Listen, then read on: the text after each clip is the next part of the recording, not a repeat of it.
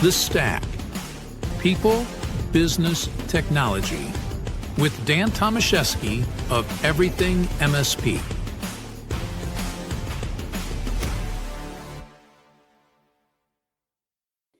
Hello, everybody. Dan Tomaszewski here with Everything MSP. Welcome to another episode of The Stack, where we focus on people, business, and technology. Today, we are talking about something that's becoming one of the biggest blind spots and biggest liabilities for MSPs, and that's identity governance. For years, we have been laser focused on endpoints, networks, firewalls, but the real threats are hiding in plain sight, and that's inside user identities. And if you think managing AD, managing 365 access is enough, you might be in for a rude awakening. So joining me today, I have Nathan Archie, and we're going to be unpacking why identity governance is quickly becoming an MSP's problem, not just the clients, and how to turn that risk into a high margin opportunity. With that being said, let's bring in Nathan. How are you doing today? Good, Dan. How are you? I'm doing awesome. It's good to have you here. And we're talking about another great topic that is just so critical for MSPs. And before we delve into that, could you give our audience just a little background about yourself and your role at Josys? Yeah, sure. So I'm the VP of North America and Australia, based here in Sydney. And I have been with Josys just over a year now. And my role and responsibility is really around how do we grow the business in the region across the world. And we love working with a lot of MSPs. That's a big focus for us at the moment, supporting the MSP community and helping them leverage Josys as a platform to help grow their businesses. That's awesome. And I know the MSPs are always looking for, new ways to, provide greater security for their clients, allow them to be more efficient, more productive in how they deliver that service. And so let's jump right into it. And you've been talking a lot about how the liability has shifted, that MSPs are increasingly being held responsible when access related breaches happen. Now, that's ultimately a wake-up call for providers. So with that being said, MSPs are definitely great at managing endpoints and networks, like we talked about in our opening. But we're hearing more and more about SaaS sprawl and the good old shadow IT. We can't get away from that. And ultimately that's where that identity management starts to unravel. So from your perspective, what's the single business identity related blind spot that you see MSPs struggling with their clients right now? It's a really good question, Dan. And I think probably one of the things to start with, just as part of the answer is a lot of MSPs we talk to, you mentioned shadow IT. It's that, SaaS sprawl. It's those words that are sort of, eking out across the ecosystem. Yeah. And a lot of MSPs we talk to go, we don't really want to worry about SaaS sprawl. We don't really want to worry about shadow IT too much because it can sometimes create more work and more unpaid work, which is sometimes problematic, even though it is a problem for their client. And the client doesn't necessarily know what is and what isn't an issue. But we're starting to see it become more and more prevalent as a problem. And that biggest blind spot in terms of your answer is really, that SaaS visibility is really, really critical. And not having visibility is becoming more of an obstacle for MSPs from a liability perspective. So what's happening is we're seeing a lot of MSP clients say to their MSPs, we want you to, control everything from a SaaS perspective. We need you to manage the onboarding, the offboarding. We need you to, know everything that's going on within our business, but they're not necessarily communicating that to the MSP. Every time, one of an MSP's client might, let's say they've got 100 employees at 100 endpoints. Someone in the business might sign up for a ChatGPT, for example, and then someone else might sign up for ChatGPT, and the business might have a policy where they don't want people using ChatGPT. And then when they go back to the MSP and say, hey, how do these people accessing ChatGPT? The MSP doesn't necessarily know. And especially if ChatGPT launches a new URL, that the MSP may have blocked already, and they've created a new URL, or they've created an app that can now be downloaded onto the machine. That becomes a problem. So MSPs have this responsibility to manage it, but they don't necessarily have the control or the visibility to be able to do so. And you bring up a good point as far as just the additional work, potentially unpaid work and so on. But with the right tools, you can make that an easy process. Let's face it, we're technologists. We should be able to, have insight and have that visibility into those apps. And especially as you bring up ChatGPT or Gemini or any other type of AI tool that's out there. If that visibility isn't there and their use of that, the risks are so severe. So we'll talk more about that, but let's get into that day zero exit. We've all had that 4 p.m. call, just that last call of hey, I've got an offboarding of this employee. I need this done. I need it done, in the next half hour because they're going to be coming in my office and we're going to be having a sit down. So I need to make sure this is done. So of course the tech jumps in, they disable AD, disable 365 access, and they think everything's handled. But it's not even close to full coverage. So, why isn't that enough? And what kind of risks are still sitting there that could lead to a breach? I think one of the core themes or core important data points is that on average, businesses have over 125 applications, SaaS applications that they're connected to. So how are you able to turn those all off immediately? And that's essentially what the MSP is being asked to do. And as I mentioned before, they often don't even have visibility over all the applications that employee might necessarily be using.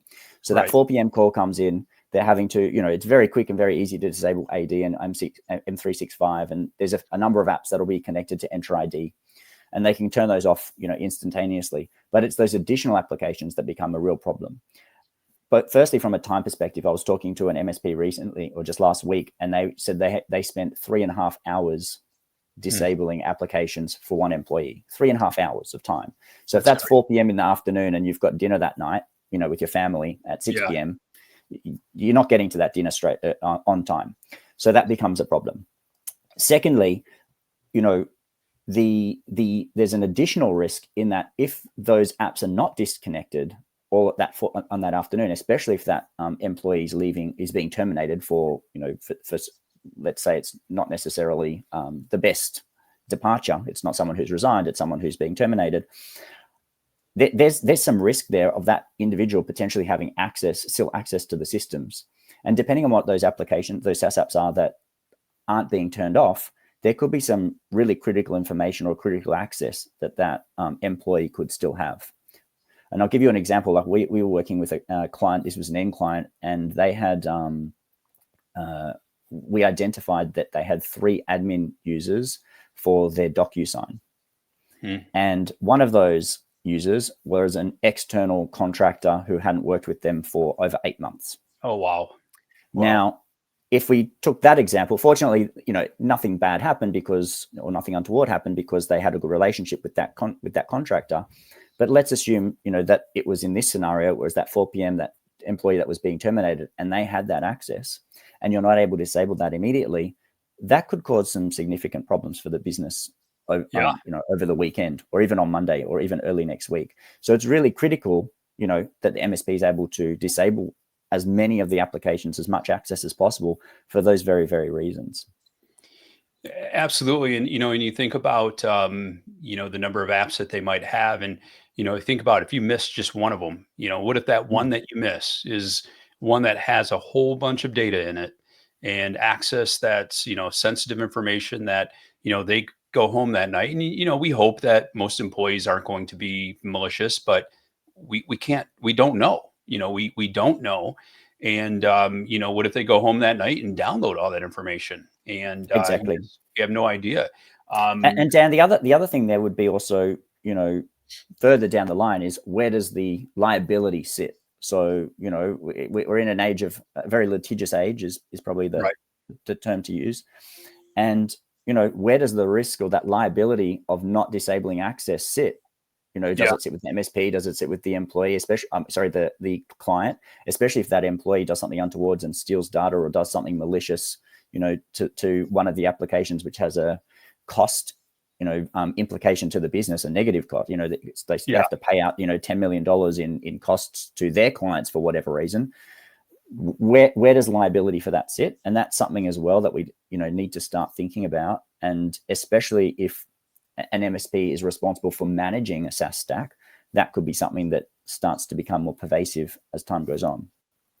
And it just, when you mention the number, on average 125 different apps, I'm gonna sound like I'm an old man here when I'm not. But I remember back in the day, there's my old man sound. Back in the day, when you knew what line of business applications were being used, and you could easily document that. You would document, okay, these end users have access to this. You could easily go down, and it wasn't a lot. But now, it's far from that. And and just like you said, the amount of time it takes, and especially, if you don't have that visibility and you're going through their browser to try to figure out what sites that they've been going to, got no chance. Yeah, close the doors, pack it up and call it quits, right? You have to have that visibility. So exactly, especially now, Dan, like there's a lot of CEOs that are saying, even of small businesses, so it could be small business owners that are saying to their team, we want you to go out and we want you to use AI. Right. That's the statement that they make, this big broad statement, start using AI. But what does that what does that mean, and what does the execution of that look like? And you then have individuals who are starting to go out and start using AI tools, which is fine, because they need to try and find ways to use AI and implement it into their everyday work environment.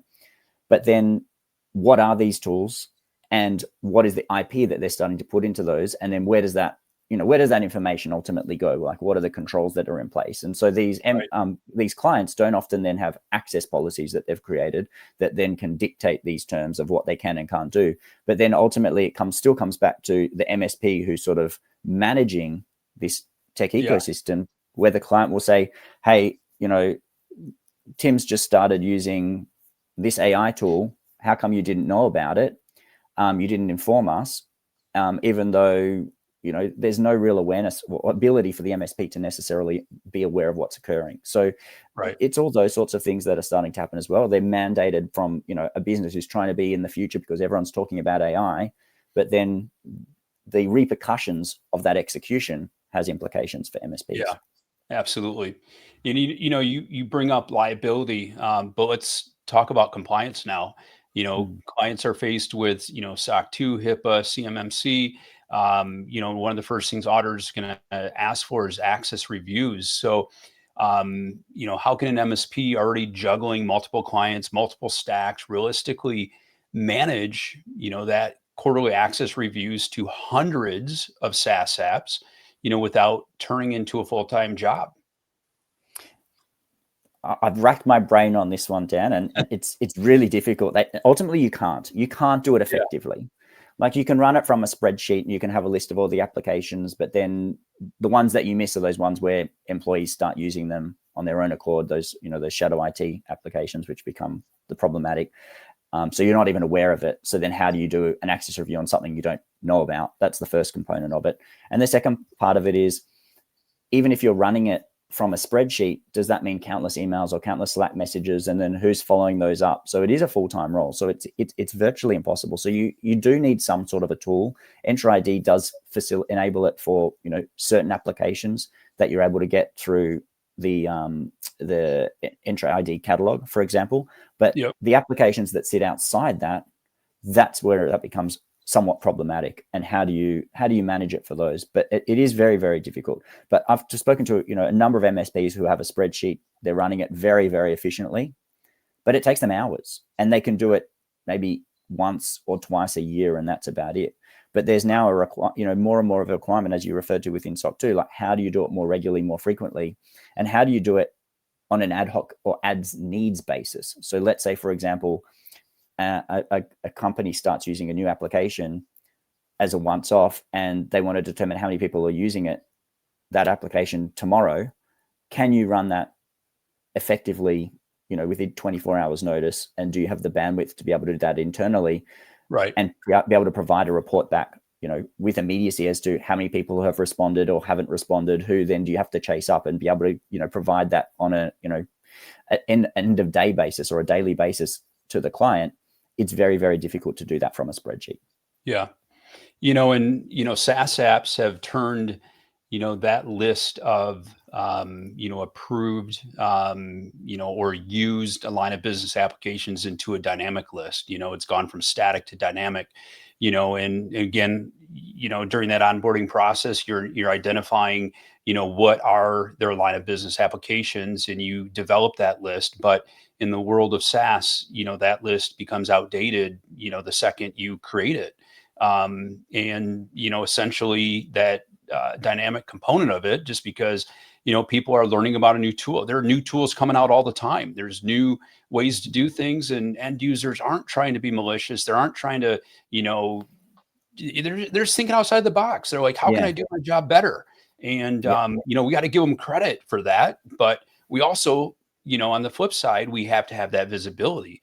It's not saying, hey, you can't do this, but it's like, we need to know about it. And and just have simple guardrails in place effectively. That's what it is. Yeah, it's, exactly. As you said, there is no malicious intent in 99% of the people out there. Right. They're all looking up, how do I do you're spot on 100%. And I think a lot of it stems back to companies don't often have access policies that they've created. And that's also something that we're sort of starting to see MSPs get involved in to help their clients develop access policies, which ultimately dictate, the SaaS usage throughout the organization. Yeah. And then that can ultimately form the bedrock of, visibility, usage, and then sort of drive access reviews. It's almost like a cycle effect, which provides really strong governance in an organization. And it sounds terrifying. And, but the beauty is I see a massive opportunity here. And I think MSPs, just the nature of who MSPs are as entrepreneurs and technologists, they see this as an opportunity. So for the MSP owner that's listening and who's thinking, okay, this is the next service we need to build, how do we take this from a liability to a sticky, profitable offering? What is that next step that they can take to start building out some identity governance service? That's another great question. What I'm seeing with a number of MSPs that we're working with, they're starting to do this, and there's definitely the demand from their clients on the firsthand, and then subsequent to that, it's, as you pointed out, it's an opportunity, an opportunity to grow your business and to start offering some additional services. Now, the way we sort of see it unfolding is in a couple of ways. The first step is by providing their clients with a level of visibility, right? So visibility is important, and explaining the importance to their client around that visibility. Why, just the things that we discussed before. Why is understanding what the SaaS applications that are being used across the business is important. The next step is utilization. Right. So what is the utilization that's occurring across the business? And then the final step is really access policies and access management, and ultimately building out some an identity governance suite is really what it's about. So what we're seeing a number of our clients do is talking to their clients about potentially running a governance audit or a SaaS audit or a visibility audit. Like it depends on how they want to term it or position it with their clients. But starting there and running sort of a free audit service to give their client a sense of what's actually under the hood, what's happening across their business, and using a tool to be able to facilitate that.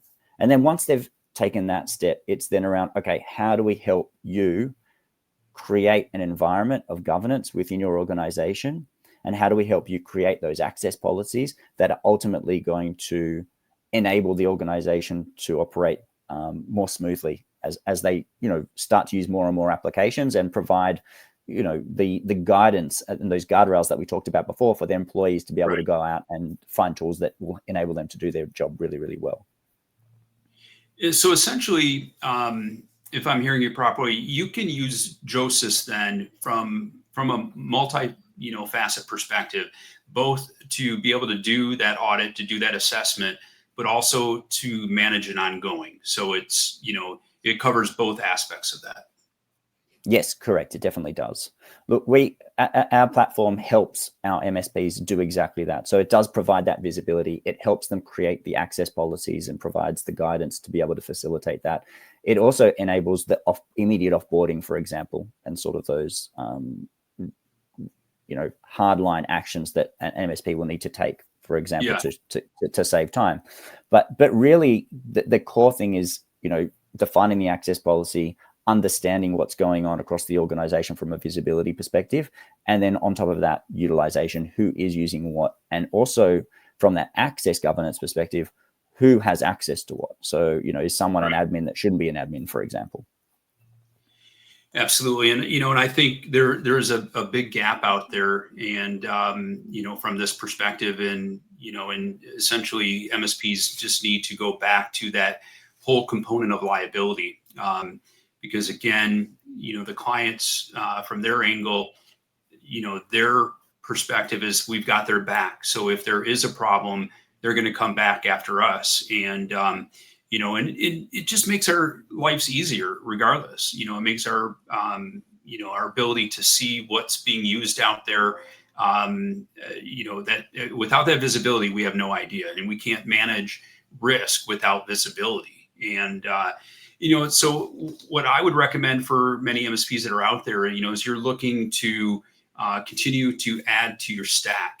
Many MSPs are, aligning a year, like having a 2025 model, and then, they're preparing for 2026. We always talk about how you have additional margin available to be able to add new tools in throughout a particular year, because again, we all know there's new tools that can be added to the stack. And then, when you take a look at the next year, you're going to add additional margin to be able to add it in. But you add something like this, take a look at your 2026 stack. What are your plans for 2026?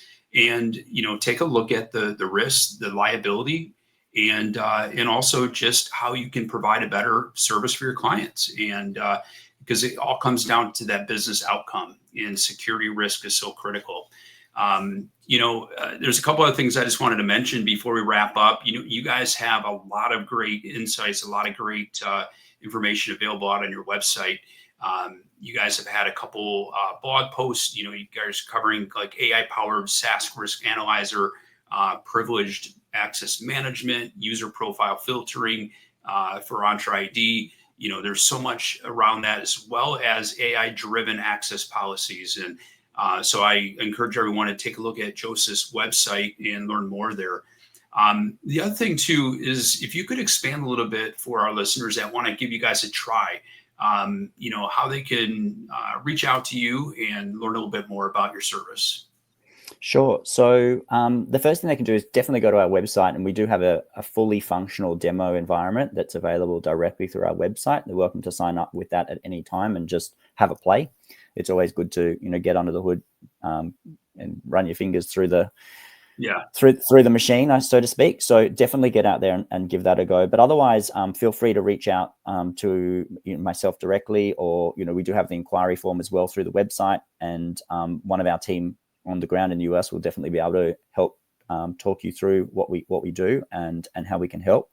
But one of the key things that we can also help MSPs with is how do you position to your client? How do you sort of build that governance side of the business? So we don't want to just be a platform that we're just putting in your hands and off you go and run with it. We talked a little bit earlier around how do you build that identity governance offering. So that's something we can work with our MSPs on. How do you do that? How do you position it? And how do you generate revenue off the back of that? And use Joseph as a platform to offer those additional services to drive that additional monetization as well, which is really, really important to MSPs. It's not just about, you talked about, yes, how do you find additional money to be able to spend on additional SaaS tools within your stack for 2026? But if you can do that, but also find a way to generate additional revenue off of that, then that's something that's really, really important, and something that we can help with strategically as well. Awesome. And you guys do have a special offer. If you sign up for your service, you have an additional month free when you sign up for the annual plan. So it's a great way to take advantage of that special offer. And And with that being said, I want to thank you for your time and your insight. Definitely a great topic that that needs more and more discussion on. So thank you so much, Nathan. And for all of our audience, I want to thank you for listening to us today. And until next time, we'll talk to you soon. Take care, everybody.